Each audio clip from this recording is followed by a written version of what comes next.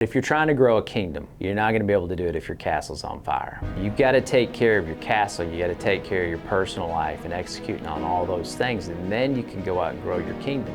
Get that fire put out, and then go tackle the kingdom.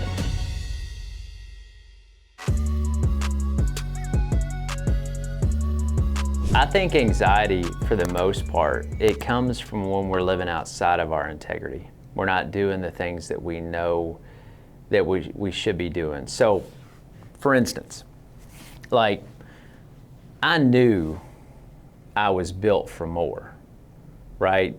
And I say more, like, to really take on, and I probably should have been, and I joked around this a lot, but I probably should have been like a fighter pilot or something, right? I really love being in that moment. It's what gets me excited. Otherwise, I get bored. But anxiety, it usually builds up. Now, I do think that some people can be prone to have higher anxiety based on, can be mental illness. But I'm always a proponent of, well, let's tackle the little things, the natural things first.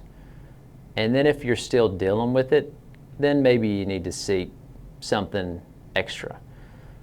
But that wasn't really the case with me. The case with me is I wasn't executing on what I needed to execute on. So I've been kind of working through this a little bit, and I've been making some notes on this because I think this is important. I think a lot of people take self-confidence, self-esteem, and self-belief, and they throw them into one bucket. And they're all three, completely different. Self-confidence comes more from knowing you're capable of doing something. You've been trained in it, like you've got a degree in it, you're able to do it if you have enough time, right? Self-belief is kind of more of a futuristic, I know that I can't do it now, but in the future, I can get there, right? Self-esteem is the odd one. Self-esteem is built on an inner belief that goes way beyond the outside stuff. Self-esteem is kind of like how you hold yourself because of you've been doing the things that you tell yourself you're going to be doing. So and use the word esteem. So if you hold somebody, if you had a buddy who came to you all the time and he's like, hey man, I'm going to do this. I'm going to drop 20 pounds, or I'm going to go to college. I'm going to get this degree, but they never execute on it. Do you hold them in high esteem? No, probably not. Well, you're that friend. So self-esteem is built on executing on the little things you tell yourself you're going to do. And it's getting out of bed in the morning at the right time, doing your nutrition right, making your bed. It's not becoming CEO of the world. That's an uncontrollable outcome. Self-esteem is, if your self-esteem is low because you're not executing on what you should do, then your anxiety is going to be high. It's almost a indirect relationship, an opposite relationship. And so when there's stuff you need to tackle and you're not going to do it right, that inherently inside that thing you want to achieve will not happen, because you're not doing what needs to get done to make that thing happen. Therefore, you're going to have anxiety because you're not living out what you were designed to be or do. Does that make sense? So self-esteem is probably one of the biggest things that I pivoted on in my life. I started executing on, I'll be 47 next Friday, dude. I've been executing on my nutrition, my fitness, trying to get down between 9 and 10%. And it's not about actually achieving it. It's about executing on what I tell myself I'm going to do, right? And so anxiety is always going to be there. The question is it unhealthy?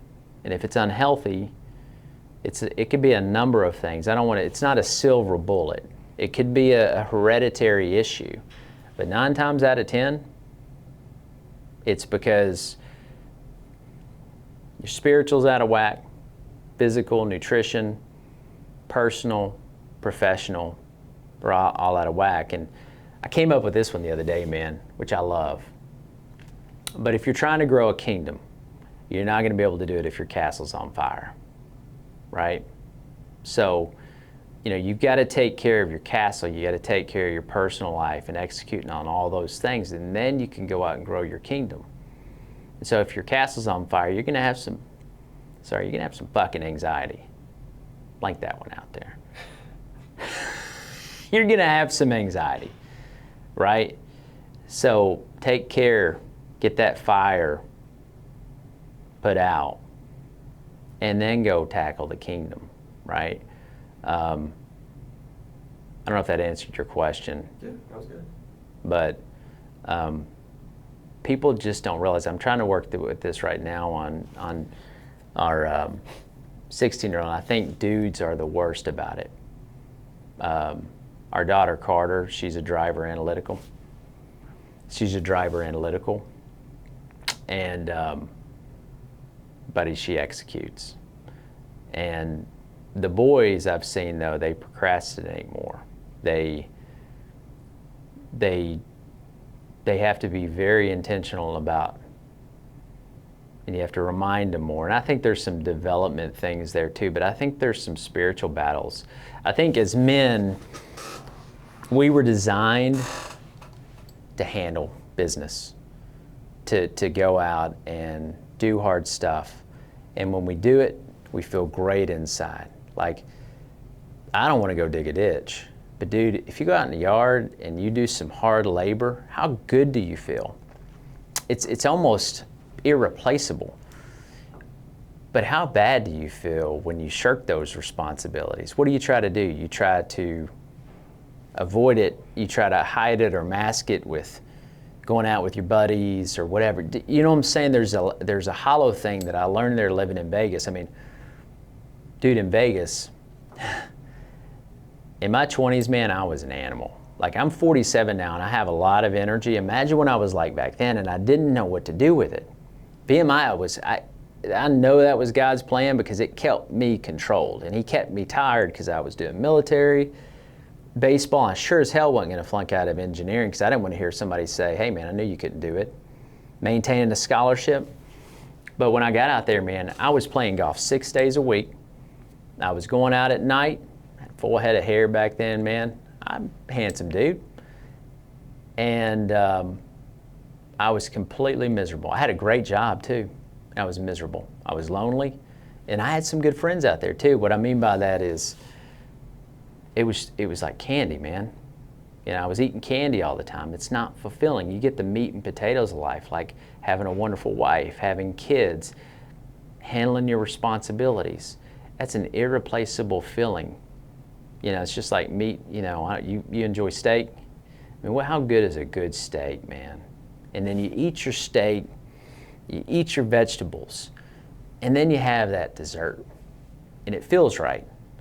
But if you were to go sit down, eat the dessert first, and then try to eat, there's no, you know what I'm saying? It's just, you feel like crap. And that's what most people want to do. They just want to do dessert all day.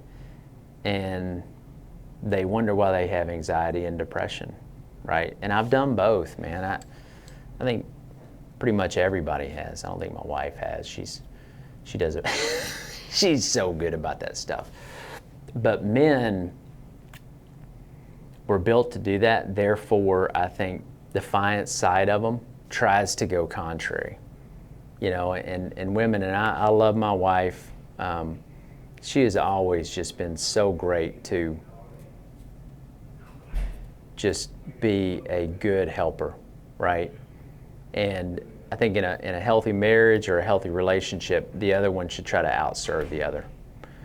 But women were designed differently than dudes, so differently. And so, I was talking to a family the other day, and I always have the husband and the wife come in, especially for bigger roles, because I want to know who's at home.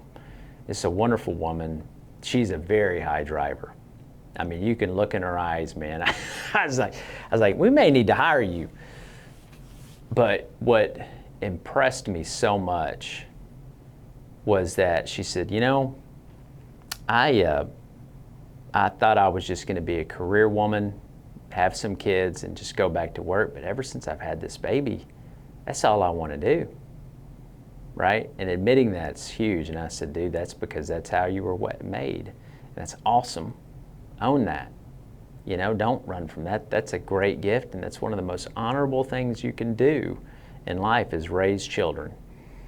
It's the greatest mission field we can have. Women were designed with this heart to serve and love their family.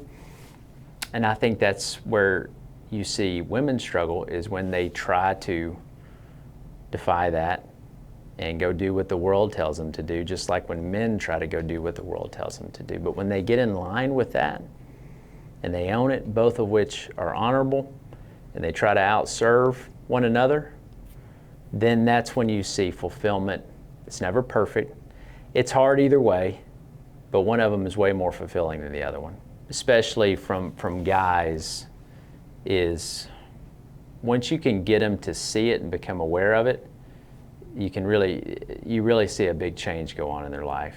And so if you can get young men and women early, and when they're neurologically flexible, right? They're young and they listen. And I mean listen from the standpoint, as you get older, it gets harder and harder to listen. It does, because it's a comfort zone thing. I think you get all wrapped up in your comfort zone. Nobody likes to disturb that puppy. But younger men and women, if you can get them, pour into them, help them figure out who God made them to be, and then own it. Not what the world says you need to be, not what Fred down the street or even your parents tell you need to be, but what God made you to be.